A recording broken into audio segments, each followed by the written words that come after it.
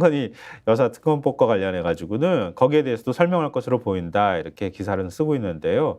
현재 서울중앙지검은 김 여사와 관련해 도이치모터스 주가 조작 연루 의혹, 듀얼백 수수 의혹 등을 수사 중인데 민주당은 검찰 수사와 관계없이 이른바 김건희 종합특검을 추진을 공언하고 있는 상황이다라고 전하고 있고요. 거기에 대통령실 관계자 멘트가 들어가 있어요. 윤 대통령은 검찰 수사에 개입할 생각도 개입할 수단도 갖고 있지 않다면서 도이치모터스 사건에 관해서 윤 대통령은 오히려 검찰이 법과 원칙에 따라 신속히 수사해 주기를 바란다고 했다. 아니 왜 갑자기 욕을 하십니까 여기서? 네. 아니 그러면 왜 수사 안 했냐고. 이 관계자는 듀얼백 수수 의혹에 대해서는 검찰총장이 전담 수사팀 구성과 신속 수사를 지시했으니 검찰의 수사 결과를 지켜보자는 생각이다라고 얘기를 했다고 하는 거예요. 이게 다 전부네. 김건희 특검법에 대해서는. 그렇죠. 그리고 곁다리로 이제 제2부속실 설치에 대해 진전된 태도를 밝힐지도 주목된다 이렇게 돼 있는데 분명히 제2부속실 설치를 검토하겠다고 했는데 지금까지 안 하고 있지 않습니까? 그렇죠. 근데 이 기사에 보면 이렇게 돼 있어요. 이번 기자회견에서 설치 방침을 명확히 밝힐 가능성이 있다는 것이다. 이렇게 돼 있는데 그러니까 일단 분명 그럼 제2부속실은 뭐 1년짜리 장기 프로젝트인가요? 아니 분명히 무슨 지난번에는 검토를 무슨 뭐 몇 달씩 하고 설치를 또 하는데 또 몇 달씩 걸리고 뭐 이런 건가요? 이런 의문이 들지만 근데 그렇지. 이 얘기를 이번에 설치 방침을 명확히 밝힐 가능성이 있다고 하는 이유가 있습니다. 그거는 김건희 여사와 관련된 이유가 아니에요. 사실 제가 볼 때. 이 뒷문장이 뭐냐면 이와 관련해 윤 대통령은 민정수석실 부활 배경과 운영 방향도 설명할 것으로 보인다. 대통령실 관계자는 민정수석실은 대통령 친인척 관리나 민심 청취 기능을 맡게 돼 제2부속실 설치와도 맞물린다면서 윤 대통령이 이에 대한 종합적 견해를 밝힐 가능성이 있다고 했다. 그러니까 민정수석실 설치 얘기를 논리를 대야 되니까 그러면 저 같은 사람들이 막 뭐라고 얘기하냐면 아니 그 얘기하기 전에 특별감찰관 임명이나 제2부속실 설치라도 하고선 얘기하세요. 이렇게 얘기하거든요. 그렇지. 그러니까 제2부속실 설치요. 그거 합니다. 요 얘기하고 나서 그래서 민정수석실도 부활시킵니다.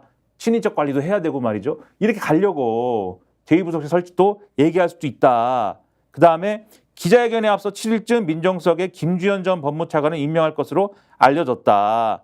이렇게 돼 있고요. 아마도 신임 민정수석 인선을 직접 발표하면서 민심 정책 정보의 원활한 수집을 위해 민정수석실 부활이 필요하다는 점을 소상히 설명할 수도 있다라고 여권 관계자가 얘기했다라고 기사에 돼 있습니다. 그다음에 이제 의대 증원을 골자로 한 의료개혁의 불가피성에 관해서도 설명할 예정이다. 그런데 지금까지와 뭐 다른 내용이 있을까? 개혁을 지속적으로 추진하되 협의체를 통해 의료계 의견을 충실히 반영해 나가겠다는 방침을 밝힐 것으로 알려졌다. 이렇게 되어 있는데 뭐 그러면 다른 게 없네요. 네.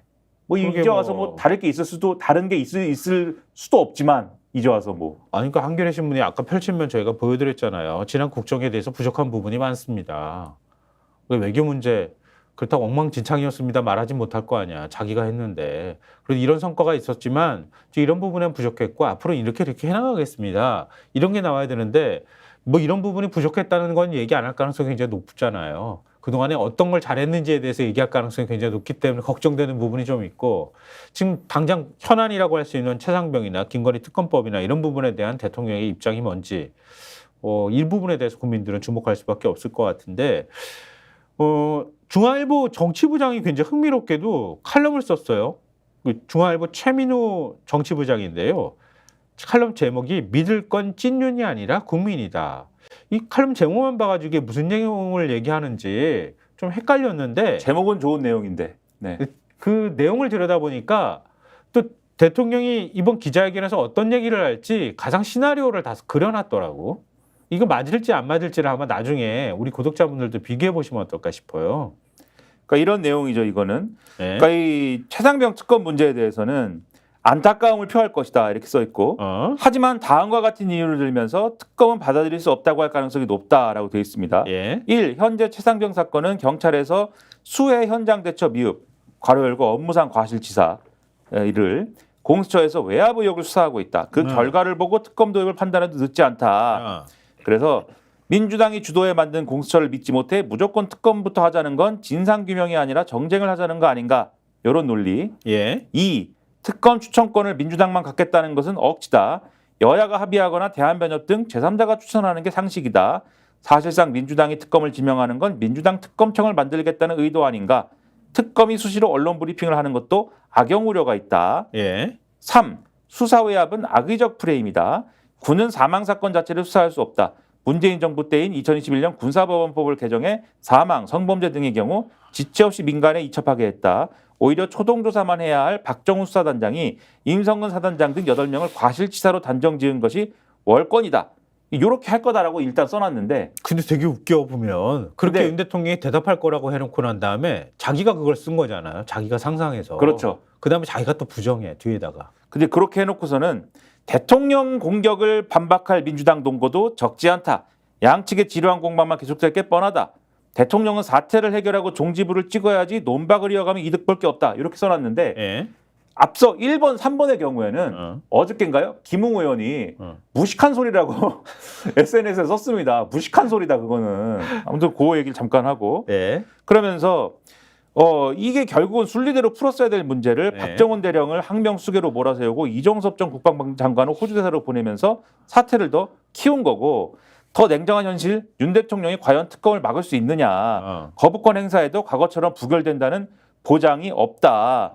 그런 얘기를 쭉 쓰면서 예. 결국은 이게 과거의 경우에 윤석열 대통령이 검찰총장 시절에 여기 나오는 뭐 조국 수사, 울산 수사, 원전 수사 등등에 대해서 그때 그런 일에 대해서 맞서는 게 가능했던 거는 국민이 지지했기 때문이 아니냐라고 이 주장을 하고 있어요. 예. 그래서 윤석열 대통령이 의지해야 될 거는 민정수석도 아니고 찐윤도 아니고 숫자도 아니다. 원칙을 지키면 국민이 도와줄 거라는 믿음이다. 그래서 뭐라고 해야 되느냐?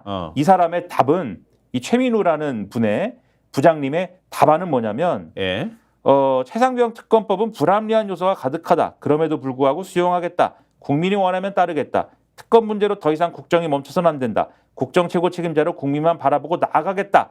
라고 얘기해서 국민을 설득해야 된다. 뭐 이런 주장을 하고 있는 겁니다. 어쨌든 윤 대통령이 대답할 거는 다 본인이 얘기를 했네. 정치부장이. 이렇게라도 해주세요라고 사실은 얘기하고 있는 거죠. 힘들어요, 우리도. 이렇게. 우리도 힘들어요. 나도 같은 편인데. 그러니까 예. 같은 편도 숨겨지는 맥락이 그렇죠. 그건데. 같은 편도 지금 방어가 힘들다고요, 대통령님. 아. 이렇게 얘기하고 있는 거예요. 어쨌든 지금 갈림길에 섰으니까 뭔가 기자회견 이번에는 좀 확실히 좀 제대로 좀 해달라 이런 얘기를 좀 하고 있는 건데 조선일보도 사설에서 그런 내용을 쓰고 있더라고요. 스픽스는 말하는 언론입니다. 대세는 유튜브, 그중에서 스픽스. 좋아요, 댓글, 구독, 알림 설정. 여러분이 저희를 사랑해 주시고 우리가 여러분을 사랑하는 4가지 방법입니다.